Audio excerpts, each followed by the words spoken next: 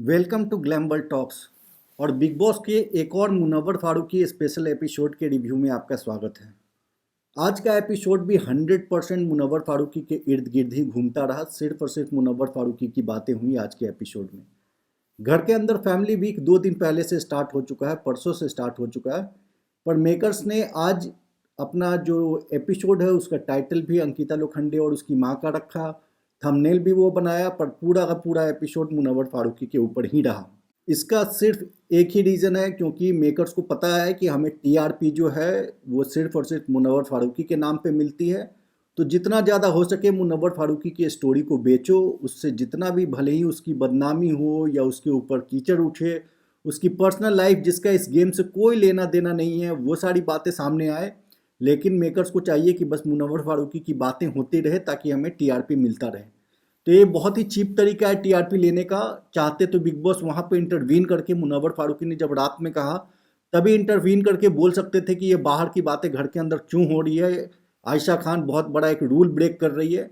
लेकिन मेकर्स को चाहिए कि मुनव्वर फारूकी के बारे में पॉजिटिव हो, निगेटिव हो, अच्छी हो, बुरी हो, गंदी बात हो, कैसी भी बात हो, बस बात होनी चाहिए सिर्फ और सिर्फ मुनव्वर फारूकी की, क्योंकि उसी से उनको कंटेंट मिलता है, उसी से उनको टीआरपी मिलता है। आज का ये वीडियो जितने भी मुनव्वर फारूकी के फैंस हैं उनके लिए बहुत इंपॉर्टेंट है।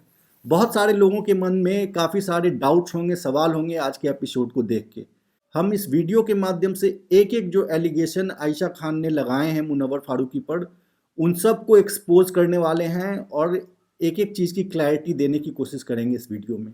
ये जो पूरा का पूरा मुनव्वर फारूकी को ट्रैप करने की कोशिश है, ये दो लड़कियों की अनहोली अनायंस, अनहोली नेक्सस की वजह से है। दो लड़कियां जो कि मुनव्वर का फेम का इस्तेमाल करके अपने करियर में, अपने लाइफ में आगे बढ़ना चाहती हैं, लेकिन जब उन दोनों को मुनव्वर फारूकी नहीं मिलता है तो उसको बर्बाद करने के लिए आपस में हाथ मिला के कैसे एक षड्यंत्र करती हैं, ये कहानी सिर्फ और सिर्फ इस बात की है। इसमें मुनव्वर फारूकी हमें कहीं से एक रत्ती भी गलत नहीं लगता। अब आप पूरा का पूरा मैटर समझिए। मुनव्वर फारूकी एक लड़का है जो कि बहुत पुअर और गरीब घर से बिलोंग करता है, जो कि गुजरात से मुंबई आता है। अपने 5 साल की उम्र से समोसे बेचना, बर्तन बेचना, ये सारी चीज़ें करके अपना गुजारा करता है। उसके घर के बड़े बुजुर्ग उसकी कम उम्र में उसकी शादी कर देते हैं। उसके बाद उसको एक बच्चा होता है। उसके बाद उसकी और उसकी वाइफ की नहीं बन रही होती है। फिर मुनव्वर फारूकी दोनों अलग अलग रहना शुरू कर देते हैं। 1-2 साल तक अलग अलग रहने के बाद वो कोर्ट में डिवोर्स का केस फाइल करते हैं, और डिवोर्स का केस फाइल होने के बाद वो लॉकअप में आ जाता है। लॉकअप में आने के बाद कोर्ट में डिवोर्स का केस चल रहा होता है। कोर्ट में डिवोर्स का केस बहुत लंबा भी चल सकता है अगर मामला कस्टडी का हो। अगर जो लोग भी जुडिशियल लॉ को थोड़ा समझते हैं, अगर किसी बच्चे के कस्टडी का मामला होता है तो उसमें कोर्ट पहले 6 महीने का सेटलमेंट टाइम देती है कि आप 6 महीने में आपस के रिश्ते सुधार लीजिए और एक साथ हो जाइए।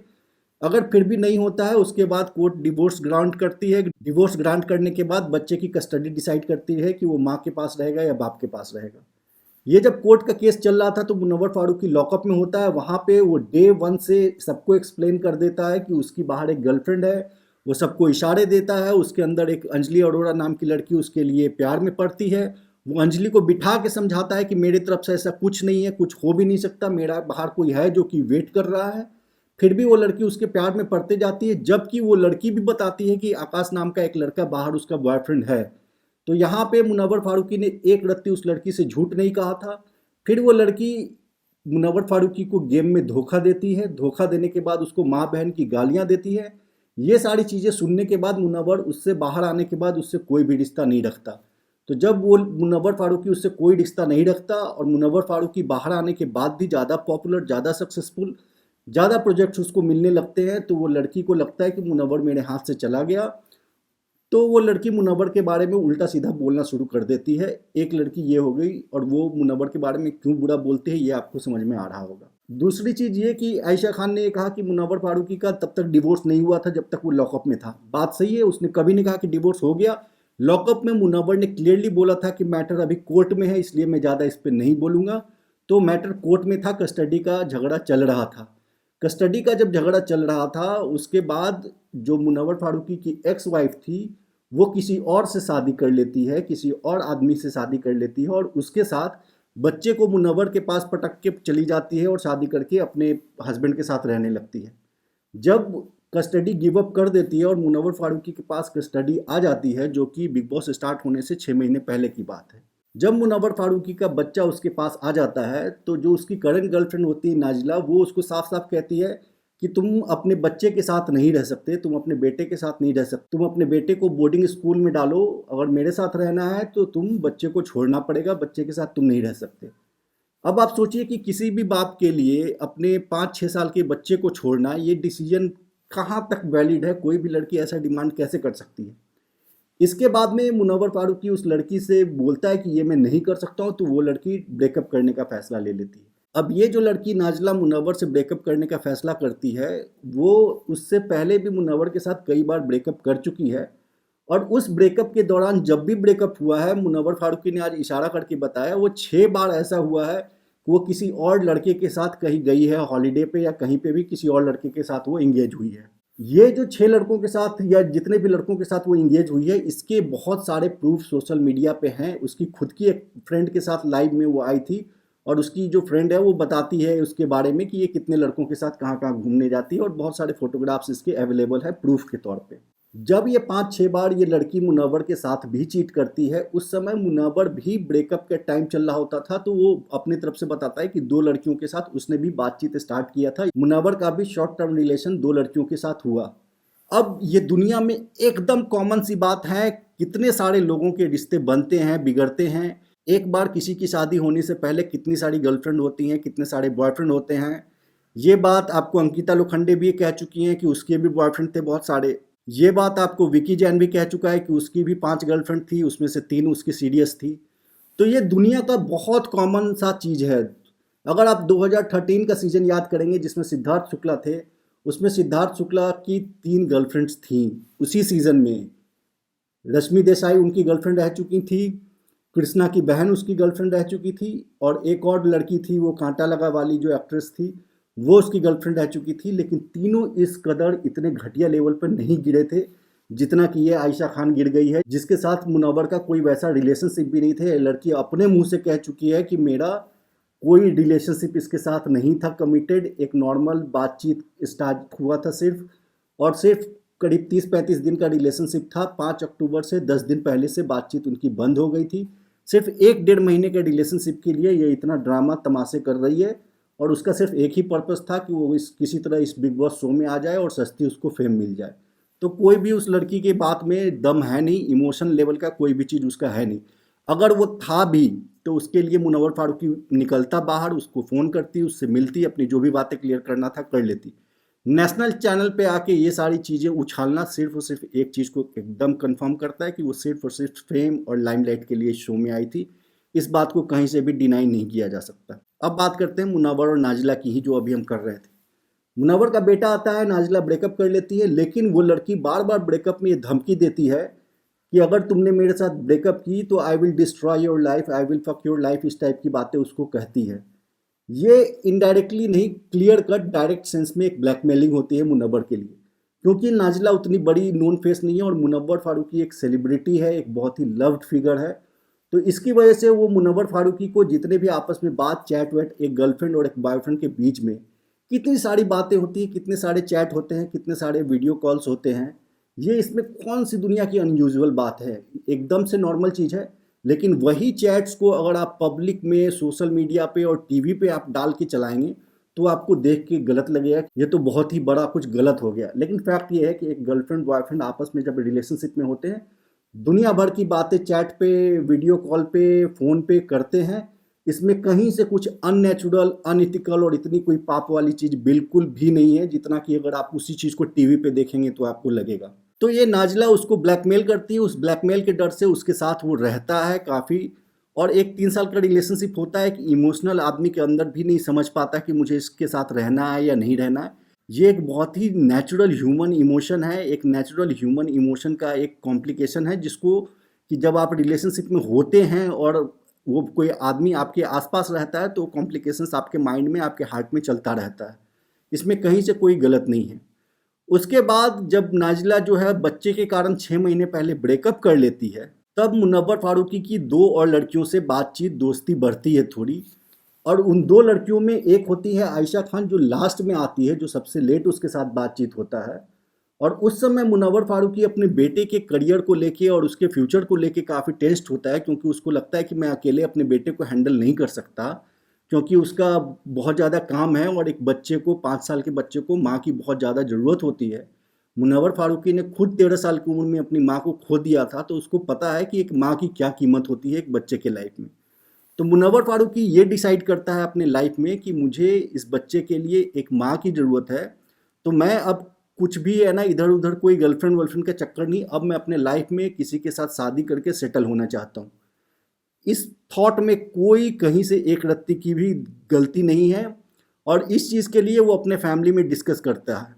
उस फैमिली में एक बुजुर्ग उसके अंकल होते हैं, जो कि काफ़ी सारे डिसीजन मुनव्वर के लाइफ में ले चुके हैं। वही उसको लेके आए थे गुजरात से मुंबई, वही उसको काम धंधे पर लगाए थे, तो उनका वो बात मानता है मुनव्वर। मुनव्वर फारूकी ने बताया कि मेरी ये दो दोस्त हैं, दोनों में से किसी के साथ मेरा कोई अभी कमिटेड रिलेशनशिप नहीं है, दोनों के साथ मेरी बातचीत हो रही है, दोनों जो हैं वो भी सिर्फ टॉकिंग टर्म्स पे हैं, ऐसा कोई कमिटेड रिलेशनशिप नहीं है। उनमें से जो अंकल हैं वो आयशा के लिए मना करते हैं कि ये लड़की तेरे बच्चे को नहीं संभाल सकती, उससे तूने अभी इस बारे में बात किया है क्या? मुनव्वर ने बताया कि नहीं, मेरी अभी इस लेवल पे शादी वादी की कोई बात हुई नहीं है, और मैंने ये सब अभी डिस्कस नहीं किया है कि मेरा बच्चा मेरे साथ रहेगा, तुम्हें मेरे साथ रहने में प्रॉब्लम तो है नहीं। अब आयशा खान आज के एपिसोड में ही बोल चुकी है कि वो 21 साल 22 साल की लड़की है, वो क्यों रखेगी बच्चे को साथ में।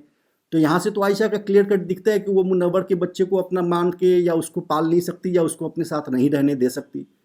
तो यही सारी चीज़ों को देख के, और उसका वर्क प्रोफाइल तो आप सबको पता ही है आयशा खान का, तो उस अंकल ने मुनव्वर को कहा कि आयशा खान के साथ तुम नहीं निभा पाओगे, वो तुम्हारे साथ तुम्हारे बच्चे को लेके नहीं निभा पाएगी, ये क्लियर है।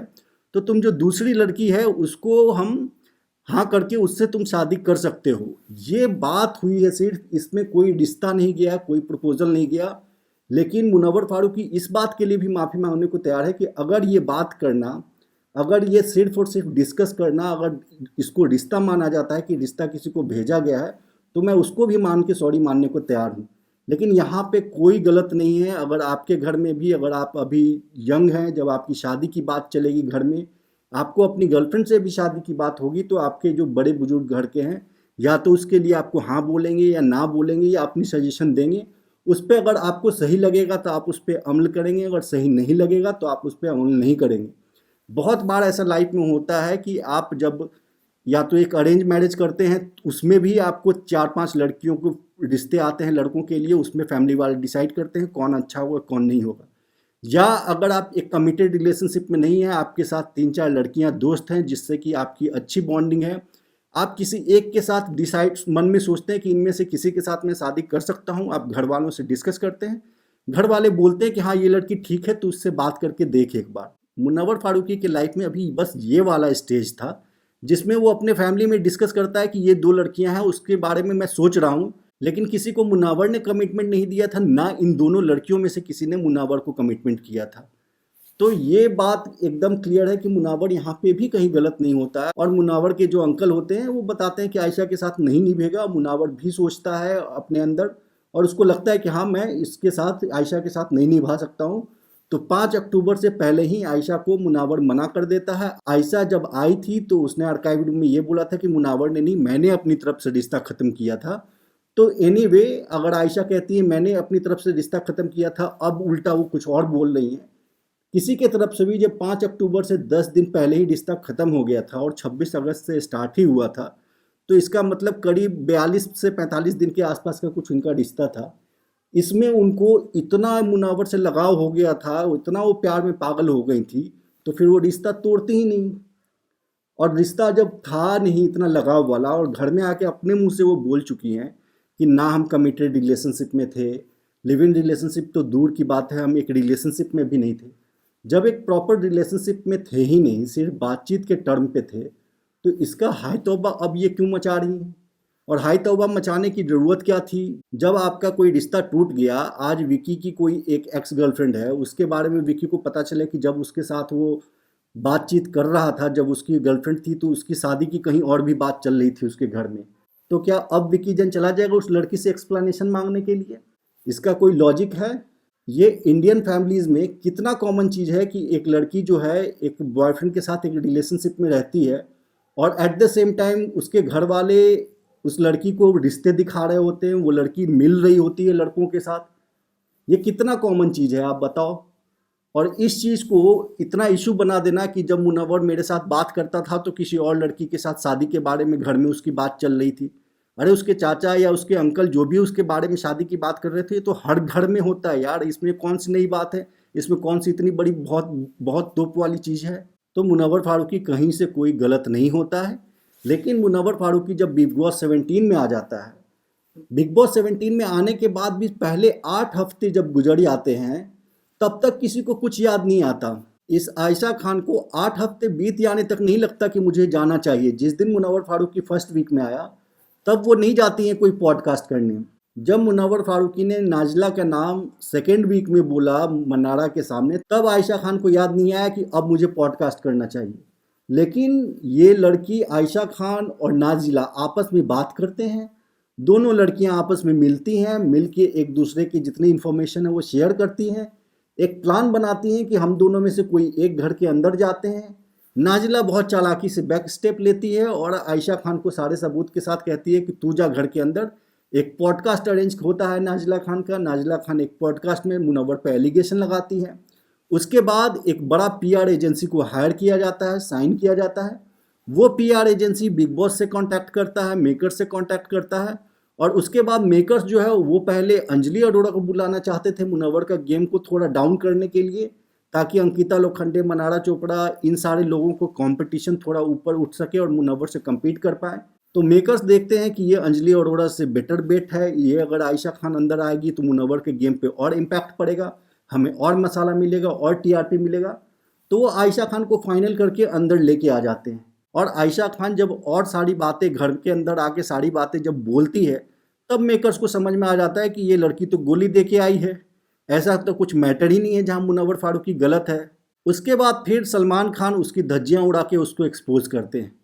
उसके बाद मुनव्वर फारूकी जो है आयशा खान को नॉमिनेट करता है। नॉमिनेट करने के बाद वही रीज़न देता है जो वीकेंड के वार पे डिस्कस हुआ था। अब जो बातें वीकेंड के वार पे हुई है वो बात पर्सनल कैसे हो गई, ये रीज़न कोई पर्सनल कैसे हो गया। अब वो एक नॉमिनेशन के बाद वो पागल हो जाती है, उसको शो में किसी तरह सिंपैथी वोट लेके कैसे भी करके उसके घर में अंदर उसको एक वीक और रहना है। वो अपना बेहोशी वाला कार्ड, सिंपैथी कार्ड, अपना बोल्ड वाला कार्ड, सारा कार्ड खेल चुकी है। तो वो अब एक वीक और टिकने के लिए मुनव्वर फारूकी पे दुनिया भर की बाहर की एलिगेशंस लगाती है, जिससे इस लड़की का कोई लेना देना नहीं है। मुनव्वर फारूकी जब नाजिला के साथ था उस समय उसका क्या हुआ नहीं हुआ उससे इस लड़की का कोई लेना देना नहीं। मुनव्वर फारूकी के घर वाले इसकी शादी की सोच रहे हैं, कहीं पे रिश्ते की बात कर रहे हैं, नहीं कर रहे हैं, इस लड़की का कोई लेना देना नहीं है। क्योंकि ये लड़की अपने मुंह से बोल चुकी है कि 5 अक्टूबर से 10 दिन पहले मेरा सब कुछ इस लड़के के साथ ख़त्म हो गया था। जब ख़त्म हो गया था तो तू अब क्या बातें कर रही है। तूने खुद से बोला है आर्काइव रूम में कि 26 अगस्त से शुरू हुआ था, 5 अक्टूबर को एक स्टेटस वाली बात बताती है और कहती है 5 अक्टूबर से 10 दिन पहले मेरा सब कुछ ख़त्म हो गया था। तो जब सब कुछ ख़त्म हो गया था तो तू अब क्या करने आई है और अब ये सारी बातें करने का ऑब्जेक्टिव क्या, तू चाहती क्या है। ये जो इतनी सारी बातें आयशा खान ने बोली उससे वो क्या अचीव करना चाहती है, उससे उसको क्या मिल गया, क्या हासिल हो गया। सॉरी उसको चाहिए था, मुनव्वर फारूकी फर्स्ट डे बोल चुका था। अब ये सारी बातें करके एक्चुअल में आयशा खान चाहती क्या थी, ऑब्जेक्टिव क्या है उसका, मोटिव क्या है उसका, आप ये मुझे आंसर कीजिए। क्या मिला उसको और क्या मिलेगा। और भी अगर वो 50 चीज़ें मुनव्वर पे एलिगेशन लगा देगी उससे आयशा खान को क्या मिलेगा। उसको सिर्फ एक ही चीज़ मिलेगा कि थोड़ी सिंपैथी मिल सकती है, थोड़े वोट्स मिल सकते हैं, एक हफ्ते घर में और टिक सकती है। उससे ज़्यादा उसको कुछ नहीं मिलने वाला। और सिर्फ इसी चक्कर में वो ये सारी गंदगी कर रही है और कोई भी रीज़न नहीं है। आज के एपिसोड में फर्स्ट टाइम सबसे जो करेक्ट लगा वो मनारा चोपड़ा लगी। उसने बहुत ही सही गाइड किया मुनव्वर को कि चाहे जो भी हो वो अपनी तरफ से बोल रही है, तू बोल सारी बातें खोल दे, तू यहाँ पे कोई फ़र्क नहीं पड़ता क्या होगा आगे। ये बिल्कुल सही एटीट्यूड था मनारा चोपड़ा का। मुनव्वर फारूकी को यही फॉलो करना चाहिए। कभी कभी जब इतनी गंदी लड़कियां होती हैं, ये ऐसी लड़कियां होती हैं जिसको आपके माँ बाप जो है ना बचपन में बताते हैं, जब आप यंग हो रहे होते हैं तो बोलते हैं कि कुछ लड़कियों से सावधान रहकर, कुछ लड़कियों से दूर रहकर। मुनव्वर फारूकी की सबसे बड़ी गलती सिर्फ यही है कि वो 2 बहुत ही ख़राब लड़कियों के संगत में आया और 2 बहुत ख़राब लड़कियों को ट्रस्ट करके उनके साथ उसने दोस्ती की। मुनव्वर फारूकी को बस ये 2 नाजिला और आयशा जैसी लड़कियों पे ट्रस्ट करना, इनके साथ रिश्ता बनाना उस पर भारी पड़ रहा है। सिर्फ इसी वजह से ये लोग इतना एलिगेशंस लगा रही हैं क्योंकि ये लड़कियां खराब हैं। एक बात आप जान लीजिए, कोई भी रिश्ता अगर कंसेंसुअस होता है, कंसेंसुअल होता है जब कंसेंट लड़का का भी हो लड़की का भी हो। जब आयशा खान मुनव्वर फारूकी के बुलाने पर उसके घर जाती थी, उसके बाथरूम में अपना बिंदी लगाती थी, तो क्या मुनव्वर फारूकी गन पॉइंट पे उसको लेके आता था या अपनी मर्जी से वो जाती थी? क्या नाजिला अगर मुनव्वर के साथ रहती थी तो मुनव्वर फारूकी उसको गन पॉइंट पर लेके आता था या उसकी मर्जी से रहती थी? तो जब कोई एक लड़का ये लड़की दोनों आपसी मर्जी से एक साथ रह रहे होते हैं और उसके बाद किसी भी कारण से जब रिश्ता ख़त्म हो जाता है और ख़त्म होने के बाद चाहे लड़का या लड़की एक दूसरे पे कुछ भी इल्ज़ाम अगर लगाते हैं तो वो उस लड़के या उस लड़की का कैरेक्टर दिखाता है, लड़का का नहीं।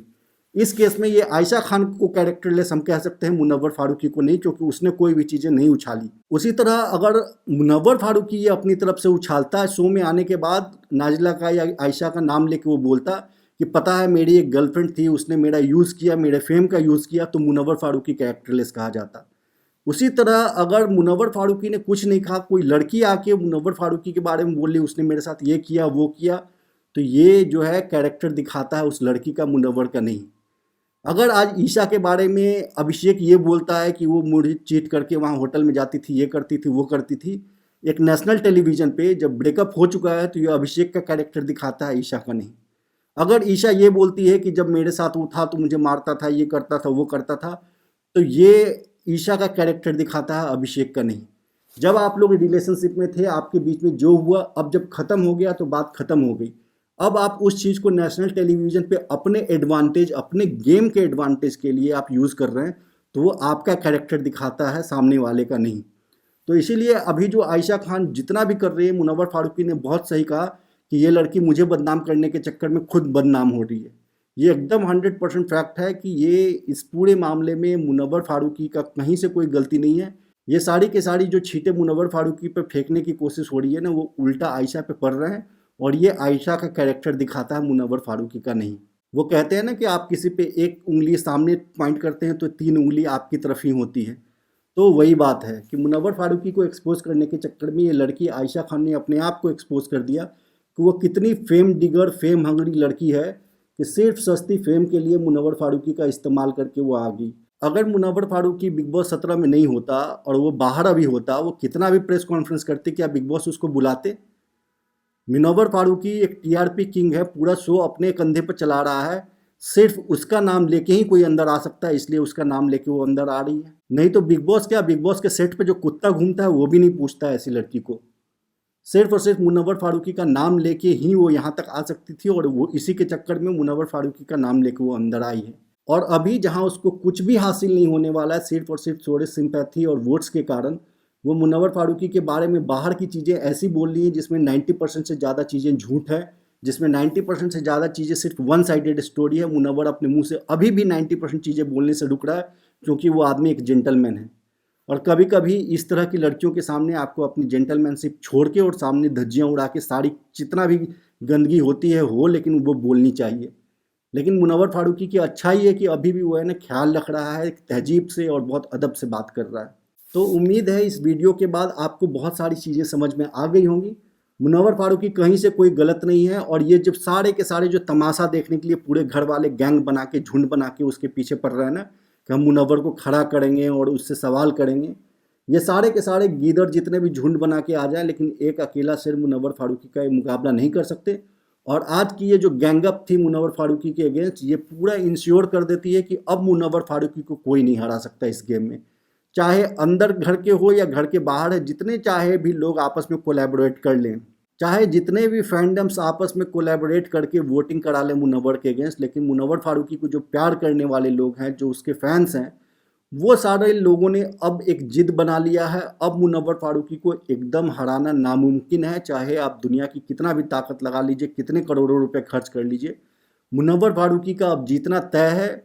और जितने भी मुनव्वर फारूकी के फैंस हैं, उन सब के अंदर ये होना चाहिए कि मेकर्स हों, आयशा हो, चाहे जितने भी उसके क्रिटिक्स, हेटर्स हों, सबका चुन चुन के बदला लेना है। और उस बदला लेने का एक ही जरिया है कि आप वोट करें। आज का एपिसोड ख़त्म हुआ है, जिन लोगों ने कल वोट कर लिया था वो भी अब फिर से एक वोट डाल सकते हैं। तो जाइए, कल सुबह 10 बजे से पहले फिर से अपना एक वोट डालिए। जिन लोगों ने कल वोट दे दिया था वो भी एक डालिए। आज का भी वोट काउंट होगा आपका, कल का भी वोट काउंट होगा। तो बस इसी बात के साथ आज की इस वीडियो को एंड करना चाहते हैं। अगर आपको हमारा एनालिसिस, हमारा कंटेंट अच्छा लगता है तो प्लीज़ हमारे चैनल को सब्सक्राइब कीजिए। मिलते हैं कल फिर, तब तक के लिए थैंक यू।